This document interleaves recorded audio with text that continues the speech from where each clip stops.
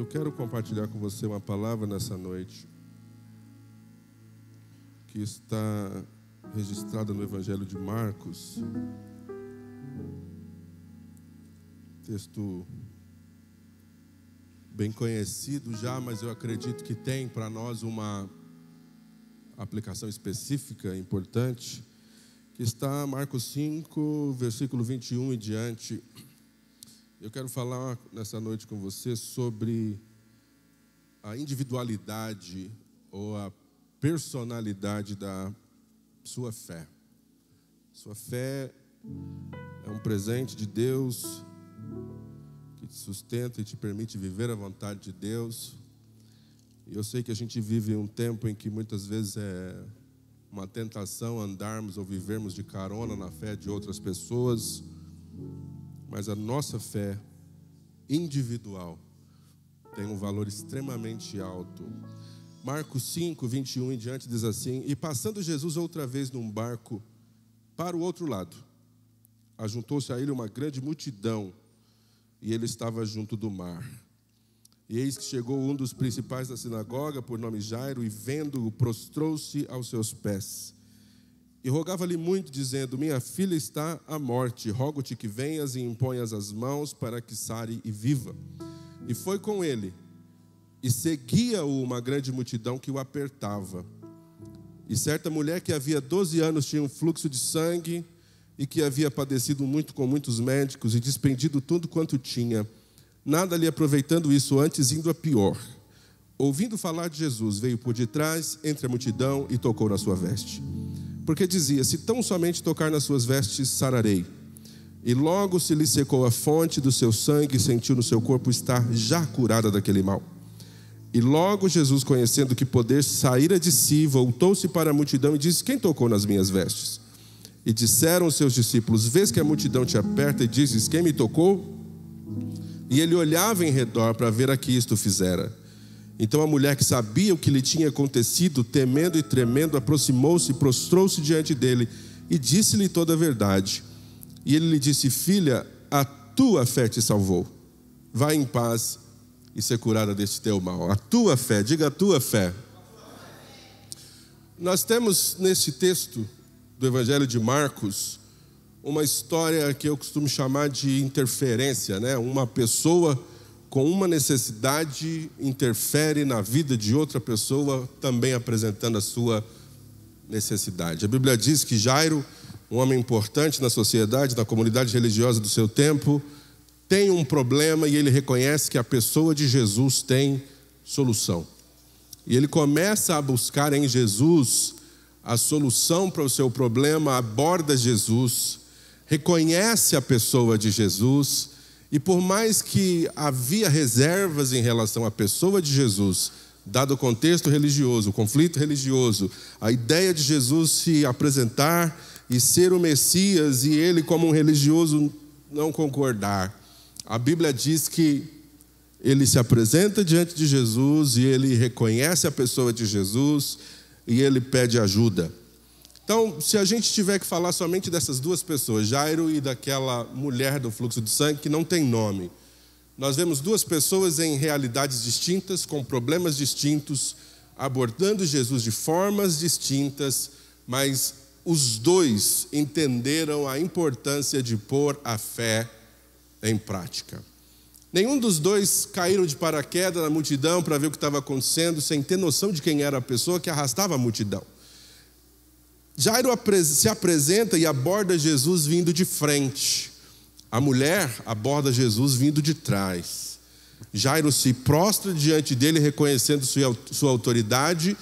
E a mulher do fluxo de sangue sequer tem força para se prostrar. Ela já está se arrastando há muito tempo. Ela está perdendo a vida há 12 anos. A Bíblia diz que essa mulher estava enferma há 12 anos com uma hemorragia. E hemorragia é perda de sangue. E sangue representa o quê? Sangue é vida. Então você imagina, uma pessoa que está morrendo há 12 anos, perdendo sangue, está perdendo a vida por um período longo de tempo. E Deus, Ele não perde a perspectiva das nossas vidas na individualidade. De vez em quando a gente gosta de cobrar a Deus pela forma como Ele abençoou o João ou a Maria, mas a gente não está confiante de que vai chegar a nossa hora de ser abençoado também, ter a nossa resposta, a nossa oração respondida. E eu gostaria que você olhasse para isso como esse cronograma de Deus na vida dessas duas pessoas. Olha que coisa distinta. Em determinado ano, vamos chamar de 1930, nasce uma menina que é a filha de Jairo. E em 1930, uma mulher começa a sangrar sem parar. A gente pode chamar de mesmo dia, mesma data.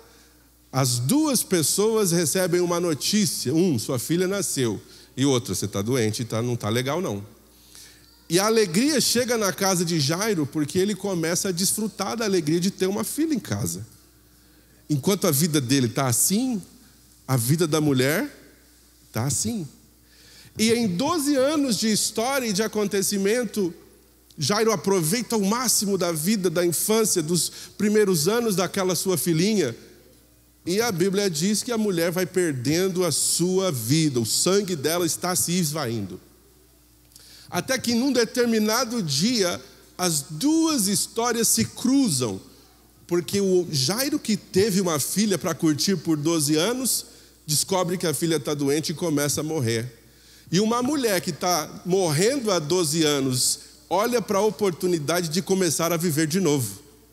Ou seja, é uma coisa que Jesus está fazendo, unindo pessoas em momentos diferentes de suas histórias.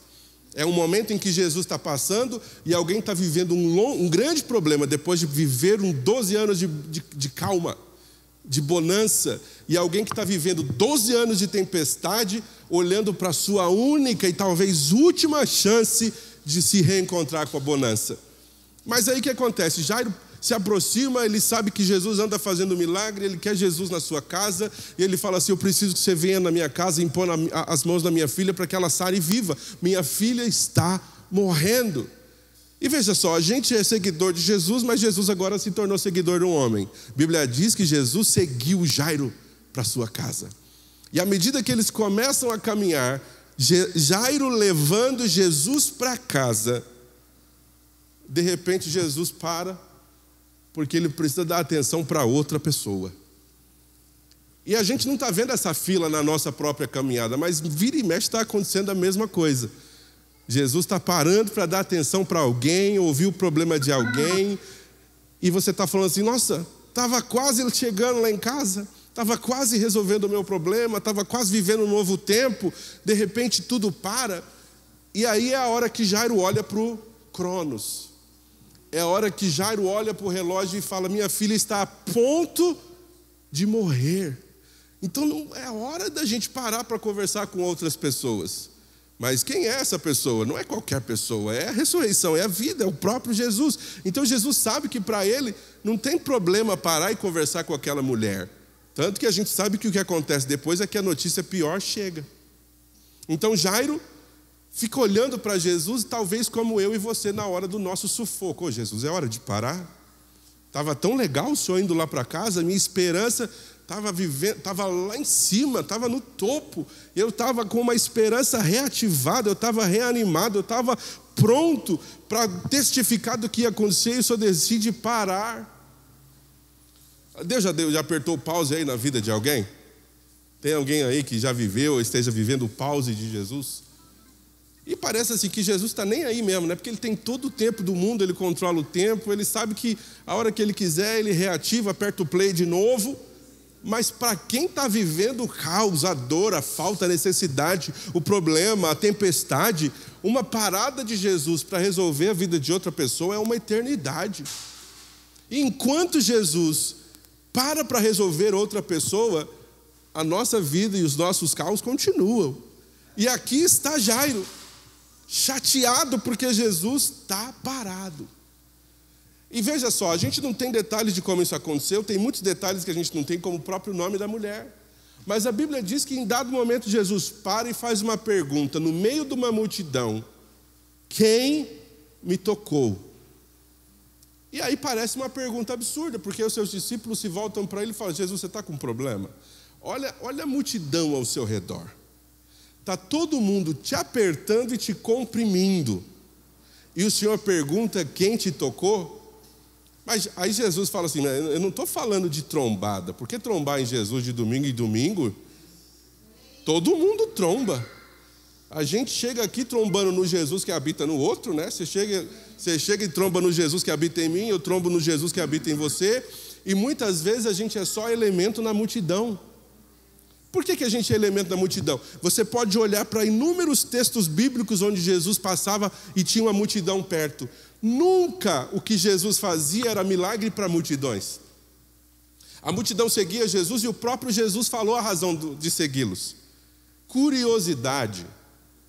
Para saber o que eu vou fazer para comer o peixe e o pão que eu ofereço depois que eu prego. Que eu chamo de Macfish. Jesus tinha essa parada aí. Ele oferecia esse lanche de peixe para a galera depois que pregava. Só que Jesus não estava falando dessa trombada, Jesus não estava falando de curtir um momento de ensinamento dele para comer o que tem depois. Não é o que está acontecendo. Jesus pergunta quem me tocou, porque eu senti que algo que eu trouxe comigo já não está mais em mim. Então eu pergunto para você, quer você seja a multidão da terça, a multidão da quinta ou da multidão do domingo, quando você vem cultuar, o que é que Jesus trouxe que ele não leva para casa? Porque as multidões não levam para casa.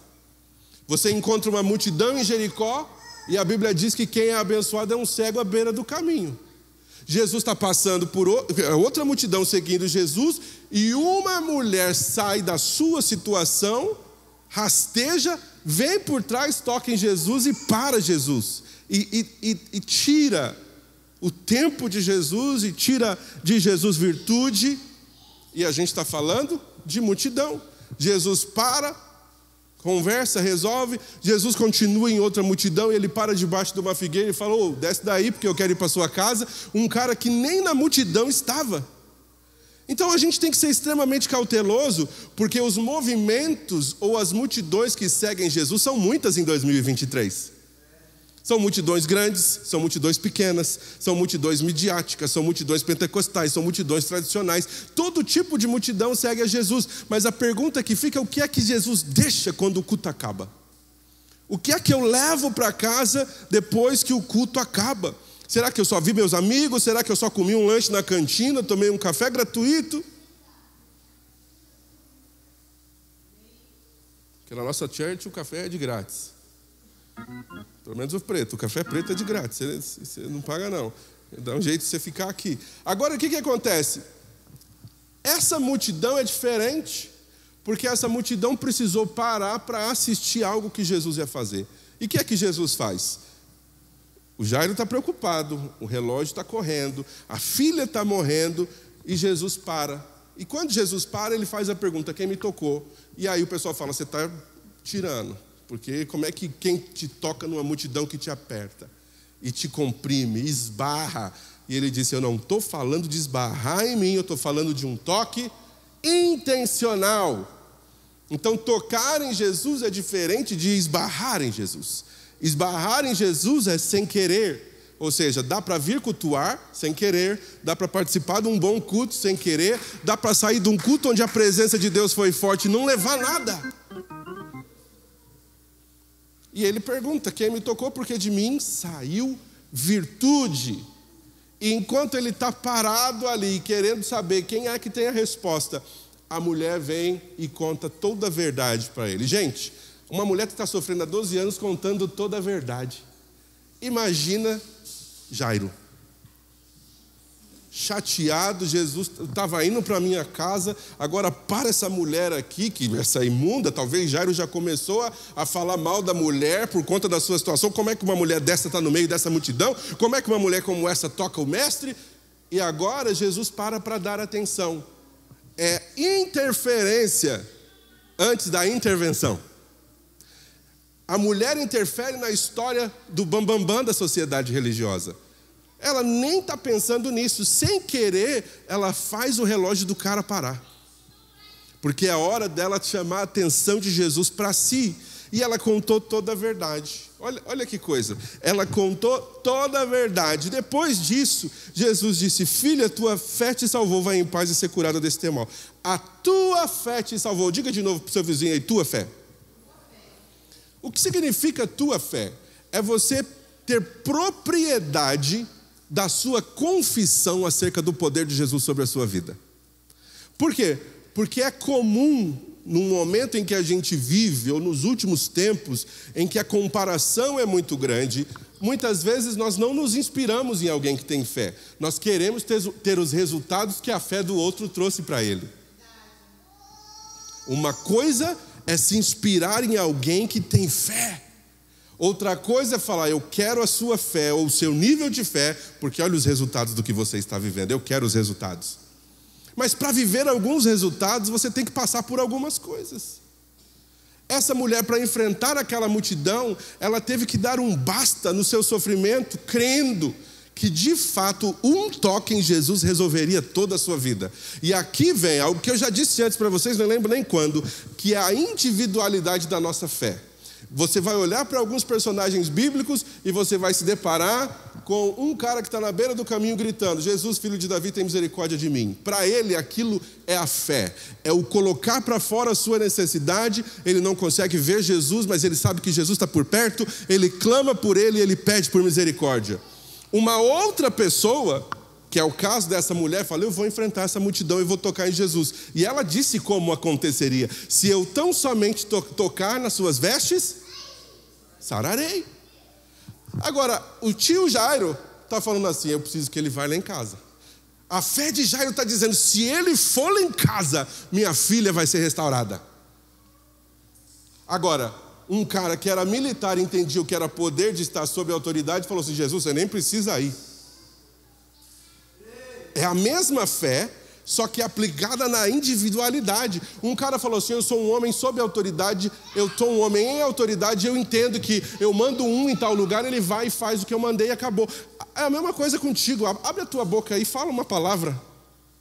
E uma palavra vai ser suficiente. O outro cara falou assim, se eu puder ver Jesus lá de cima da árvore, eu me dou por satisfeito. Ou seja, nenhum deles tinha o que a gente tem. De ligar o celular, bater um Google e perguntar qual foi o último milagre de Jesus. Qual é o grande milagre que está sendo contado no YouTube para eu me sentir inspirado. A questão é que a individualidade da fé te dá autonomia para dizer como é que você crê que Jesus vai fazer. Me faltou um aleluia na quinta-feira. Era o lugar ideal de você falar glória. Agora, por que eu estou dizendo isso? Porque Jesus ele pode operar de forma genérica. Numa oração simples, alguém orou por mim que eu nem estou sabendo e Jesus respondeu e me curou. Mas eu posso compreender que o poder da fé é tamanho que eu posso dizer para Deus, Deus, eu vou dar uns passos aí que são um pouco além da minha capacidade. Eu vou fazer algumas coisas que outras pessoas não entenderão se eu contar, mas eu vou fazer mesmo assim. Isso é passo de fé, é colocar o pé e Deus colocar o chão. É fazer prova com Deus, é saber que a sua fé conecta com Deus e faz Deus responder aquilo que você crê que Ele vai fazer. Eu não estou falando de coisas absurdas, eu não estou falando de fazer barganha com Deus, mas eu estou falando de entender que se o poder dele é tão grande, se você der um passo, Ele vai poder te responder, porque Ele tem autoridade, Ele tem como fazer, se nós crermos. Jesus disse para outras pessoas, crê, tudo é possível ao que crê. Ou Ele olhou para Jairo e falou, meu, não temas, creia somente. Por quê? Depois de tanto tempo de Jairo ouvindo a história da mulher, a mulher contou a história, Jesus liberou ela, vai, a tua fé te salvou. Fé, firme fundamento das coisas que não se veem, certeza daquilo que se espera. Essa fé salvou a mulher.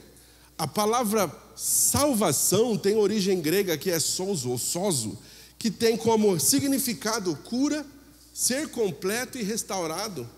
Ou seja, muitas vezes nós ouvimos a palavra salvação e nós simplesmente declaramos salvação como ir para o céu depois que morrer. Mas quando alguém é resgatado de um buraco, essa pessoa foi salva. Quando um amigo te ajuda num problema financeiro grave, você foi salvo. você foi restaurado, restituído, você foi completado numa necessidade. E aqui o que está acontecendo, Jesus disse: a tua fé trouxe vida plena. A tua fé te restaurou aquilo que você havia perdido. E o que a mulher tinha perdido? Ela tinha perdido vida social, vida religiosa. Todo o dinheiro dela foi investido buscando a sua cura e ela não conseguia encontrar. Ou seja, Jesus falou: o que aconteceu hoje aqui, por conta de um toque, vai te trazer de volta tudo que você perdeu. Então eu não consigo entender que eu fui salvo só para ir para o céu. E não entenda-o só como algo que é banal. Porque o céu, a eternidade com Deus, é a coisa extraordinária que só Ele pode dar. Mas o pacote resultante da fé é muito maior. Então eu não consigo entender alguns crentes que não estavam lá no dia que Jesus morreu. Eles não estavam lá no dia que Jesus sangrou. Eles não estavam lá no dia que Jesus expirou, mas eles dizem: eu creio na morte de Jesus. Eu também não entendo alguns crentes que falam assim: Jesus vai voltar e eu vou para o céu. Eu vou morar com Jesus por toda a eternidade. Ele consegue crer e declarar fé em algo que aconteceu há 2000 anos atrás, que ele não estava presente. Ele declara fé por algo que vai acontecer não sei quando, porque o Filho do Homem não sabe quando vai ser. Ele declara que vai para o céu, eu também não sei como. Mas quando a gente lida com os nossos desafios do momento presente, a gente coça a cabeça e fala: não sei não. Eu pergunto: como você consegue crer que Jesus morreu e ressuscitou? Como você consegue crer que Jesus vai voltar? Mas essa dor de cabeça não vai passar nunca. Como é que é possível crer em coisas do passado distante, de um futuro que eu não sei o dia, mas crer que Ele pode restaurar meu casamento? Ah, não sei se vai fazer. Eu chamo isso de engodo do diabo. Sabe por quê? Porque o diabo sopra nos nossos ouvidos não as coisas extraordinárias da graça, mas ele sopra contra as coisas que a gente chama de impossível agora. E o que acontece? No dia que eu consigo ou começo a crer que Deus não pode curar a minha enfermidade, você acha que eu estou só perdendo saúde ou deixando de ser curado? A minha salvação está em risco. Vai ler a carta de Judas. Batalhar pela fé de uma vez, que foi dada aos santos de uma vez por todas. O que isso significa? Se eu permito o diabo sussurrar no meu ouvido que Deus não vai fazer, que Ele não vai restaurar, que eu sou um incompetente, Deus não vai me prosperar, eu começo a dar brecha, porque daqui a pouco o diabo vai falar assim: mas como é que Deus pode salvar você, se Ele não restaurou seu casamento até agora? Como é que Deus pode fazer por você, se até agora você não sai desse buraco financeiro que você está há 30 anos? Aí o que você começa a fazer? Desistir do poder da fé. Porque o diabo é especialista em sussurrar nos nossos ouvidos o que não vemos, o que não podemos, o que Deus ainda não fez. Mas aqui a gente está declarando o passado. Jesus morreu e ressuscitou. A gente está declarando o futuro. Jesus vai voltar e vai levar a igreja. Mas e agora? Como é que você está aplicando a sua fé no presente momento? Oi? Se você crê na eternidade com Jesus, é melhor você crer que câncer é fichinha. Porque não tem um preço diferente, não tem essa ideia de pensar que existem coisas absurdas para Deus fazer e coisas simples. Eu me pergunto, se levar a gente para o céu é fichinha ou é simples, por que o câncer é absurdo? Porque resolver um problema de emprego é absurdo. Por que a restauração de um casamento é absurdo? Se Ele consegue olhar para mim, ver além dos meus pecados e falar: isso aí eu justifiquei, o que é o meu problema terreno e passageiro para Ele? Aqui nós temos dois problemas graves: uma mulher que está morrendo e uma menina que está morrendo. E agora Jesus para, dá atenção para ela, e agora fica tarde para Jairo, porque alguém chega e fala assim: mano, não incomoda mais Jesus. Talvez você já ouviu essa frase no seu ouvido aí. Talvez o inimigo já tenha sussurrado para você: para de orar isso aí, meu. Isso aí não tem mais jeito não. Para de pedir, que já faz quanto tempo que você está orando por isso? Eu ouvi uma vez um cara, eu li em algum lugar, um testemunho mais ou menos assim, de dois amigos mesmo, em que um se converteu e viveu a sua vida para Jesus, não abandonou o seu outro amigo, evangelizava, chamava para ir para o culto, cuidava dele, fazia tudo que podia, mas o cara não se convertia. E ele orava a vida inteira, evangelizava a vida inteira, até que ele morreu. Ele morreu e o amigo dele nunca se converteu. Mas foi no momento dele ser enterrado que o amigo não conseguiu sair do cemitério sem aceitar Jesus. Aí você fala: é possível que eu ore e não veja o resultado da minha oração, mas é impossível que eu ore e Deus não tenha poder para resolver. Então, você pode ouvir um monte de história de mães que oram pelos seus filhos a vida inteira, a ponto delas morrerem e não verem a restauração de seus filhos, mas em dado momento da história, Deus intervém, faz alguma coisa e responde à oração de alguém. Alguém que nem está presente para ver os resultados da sua oração. E alguém chega aqui e diz: Jairo, para de pedir, para de incomodar Jesus, como se Jesus fosse essa pessoa fácil de incomodar, como Enéas Francisco. A gente incomoda um ao outro. Você pode chegar na minha casa, eu posso chegar na sua, eu posso pedir um favor para você no momento que você não pode. Isso é incomodar. Mas como é que se incomoda um Deus que é soberano sobre todas as coisas, que consegue ter tempo para coisas grandes, coisas simples, pequenas e mínimas? Filha, tua fé te salvou, vai em paz. Jairo, deu ruim, a menina morreu. Agora o que acontece é, Jesus libera o relógio, o Cronos, para Jairo, mesmo assim. A resposta que Jairo queria ainda não tinha, mas a notícia que o povo trouxe já era real. A sua filha morreu, para de incomodar o mestre. Aí Jesus aperta um botão e fala assim: vamos lá, o relógio ainda está valendo. Eu sou a ressurreição e a vida, ainda que esteja morto viverá. Aquele que crê em mim, como ele disse na outra conversa com as irmãs de Lázaro. E a Bíblia diz que eles chegaram na casa de Jairo. Olha aqui, versículo 38. E tendo chegado à casa do principal da sinagoga, viu o alvoroço e os que choravam muito e pranteavam. Diga alvoroço. Alvoroço é aquela galerinha que se une ao redor de você quando tudo vai mal. Eles não têm poder para resolver, eles não estavam lá para te apoiar, mas eles querem fazer parte da pressão e do alvoroço no momento em que tudo deu ruim. E aqui está o que está acontecendo. Todo mundo já está lá, inclusive quem pranteava, a galera que é paga para chorar o seu estresse. Essa galera é o que a gente precisa fazer, o que Jesus fez. Olha o que está acontecendo aqui. Jesus chegou à casa dele, viu o alvoroço, quem chorava e pranteava, entrando disse: por que vocês alvoroçam e choram? A menina não está morta, mas dorme. Ou seja, Jesus vem com uma abordagem absurda. Riam-se dele, porém ele, tendo-os feito sair, tomou consigo o pai e a mãe da menina e os que com ele estavam, Pedro, Tiago e João, e entrou onde a menina estava deitada. E tomando a mão da menina, disse-lhe: Talita cumi, que traduzido é: menina, a ti te digo, levanta-te. E logo a menina se levantou e andava, pois já tinha 12 anos, e assombraram-se com grande espanto. Agora uma menina levanta e começa a andar para lá, uma mulher é restituída e restaurada, começa a andar para lá, e começam a levar testemunhos daquilo que Jesus fez para quem pôde crer. Mas quem duvidava, Jesus fez o quê? Pôs para fora. Ou seja, eu preciso usar da mesma autoridade e tirar da minha casa quem ri dos milagres que Jesus pode fazer.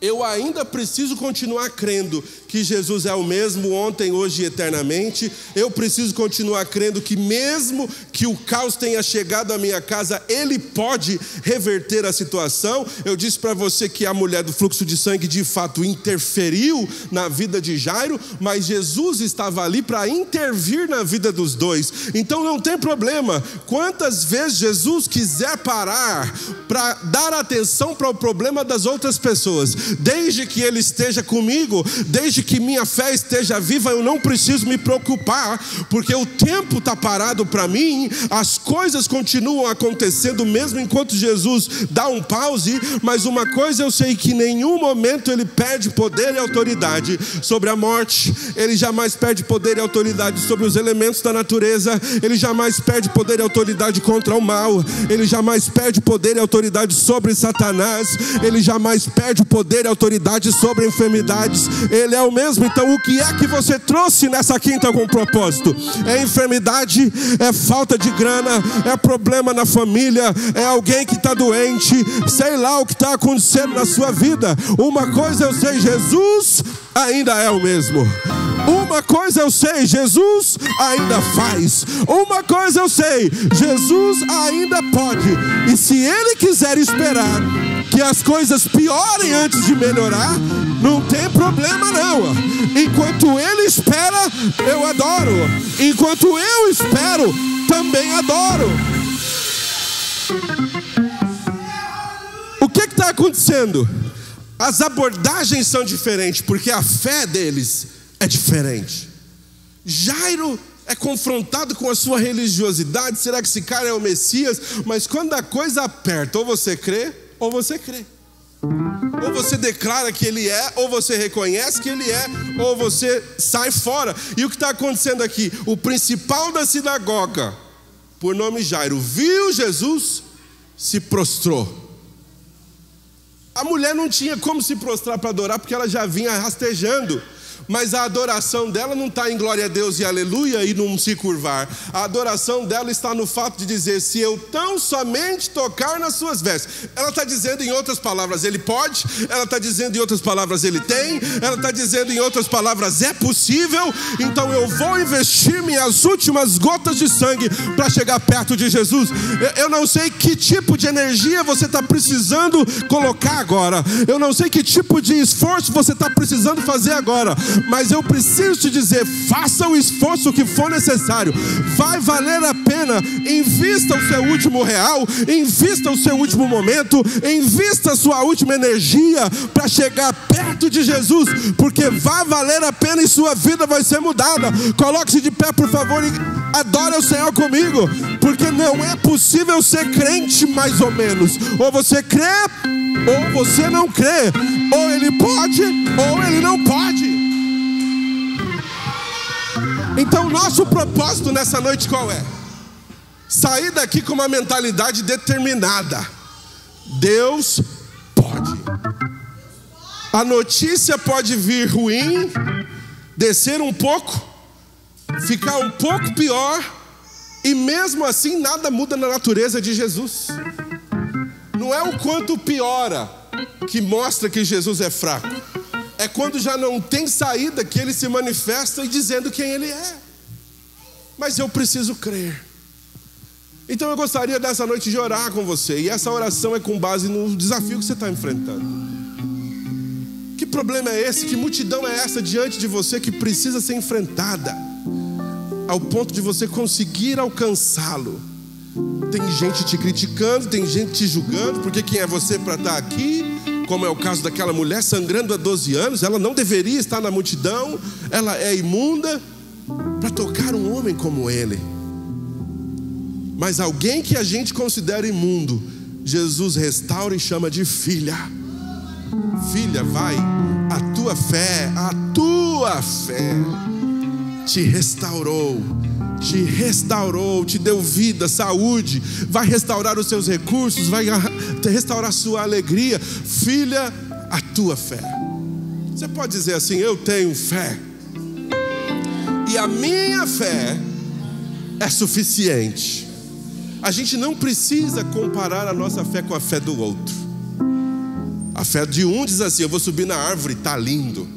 A fé do outro vai dizer: ele tem que ir lá em casa. A fé de outro vai dizer: basta uma palavra. A fé de alguém vai dizer: eu preciso tocar nele. Isso mostra pra gente que Jesus está esperando de nós a atitude que surge da nossa própria fé. Seria diferente se eu dissesse para você, talvez você gostaria, porque tem umas igrejas que crescem assim: se a sua semente de R$300 estiver aí hoje. Alguns de nós gostam disso. A gente precisa de um impulso a mais. Vou dar 300 conto na obra de Deus, e Deus vai fazer. Aí pega o número bíblico, R$70. E aí a gente vende um milagre. Mas em momento nenhum Jesus está pedindo seu dinheiro. Ele só quer saber: você crê? Tudo é possível ao que crê. Então não tem problema difícil demais. Se o problema que você tem precisa da resposta de um homem, de uma mulher, de alguém de autoridade em algum lugar, a Bíblia diz que Deus, o coração dos reis está nas mãos dele. A tudo que ele quiser inclina. Se o seu problema for um problema de saúde, a gente conhece ele como médico dos médicos. Esse é um jargão do evangélico. Mas se você for ler o que a Bíblia diz no Salmo 139, que se você for ler a palavra de Deus, você vai entender que ele é aquele que te conhece veia por veia, célula por célula. Então ninguém pode ser melhor curador do que ele. Se o problema for financeiro, a Bíblia diz que o meu Deus, segundo as suas riquezas, suprirá todas as suas necessidades em glória em Cristo Jesus. Se o seu problema for solidão, a Bíblia diz que ele é aquele que faz o solitário habitar em família. O que é tão difícil para o Senhor? Acho que foi domingo que o pastor Douglas abriu o culto com esse texto: haveria coisa alguma difícil demais para o Senhor? Então não tem nada difícil. Levante as suas mãos. Pai, nessa hora nós juntos unimos a nossa fé. Aqui estamos ou tocando, pregando, ou cumprindo com o nosso trabalho, simplesmente adorando, cultuando. E todos nós trazemos um problemão, todos nós carregamos uma dificuldade, uma limitação, um fluxo de sangue. Todos nós carregamos um problema, como uma filha que está mal em casa. Mas nós não viemos aqui em vão, Senhor. Nós sabemos quem Tu és, nós cremos no Teu poder e nós colocamos a nossa confiança naquilo que o Senhor disse. Portanto, cada irmão, cada irmã da Monte Calvário nessa noite, que enfrenta um desafio, eu profetizo para que eles saiam daqui conscientes do poder da fé que o Senhor deu para cada um deles. Todos nós recebemos uma medida de fé, e é essa fé que nos faz te declarar como Senhor, é essa fé que nos faz crer no que a palavra diz, é essa fé que nos faz vir para a tua casa semana após semana, e é essa mesma fé que vai nos levar para o céu, é essa mesma fé que vai nos fazer vencer esse problema do momento presente. Em nome de Jesus, nós profetizamos sobre o teu povo ousadia, coragem para enfrentar a multidão que for necessária, ousadia para enfrentar o problema que for, para poder declarar que o Senhor está fazendo, que o Senhor é poderoso e o Senhor não volta atrás da tua palavra. Em nome de Jesus nós declaramos, nós cremos, Senhor. Declare: eu creio, Senhor. Eu creio. Obrigado pela fé que o Senhor me deu. Obrigado pela medida de fé que o Senhor me deu. Eu creio e vou continuar crendo. Aplauda o Senhor. Aplauda o Senhor. Bendito seja o nome do Senhor. Aleluia.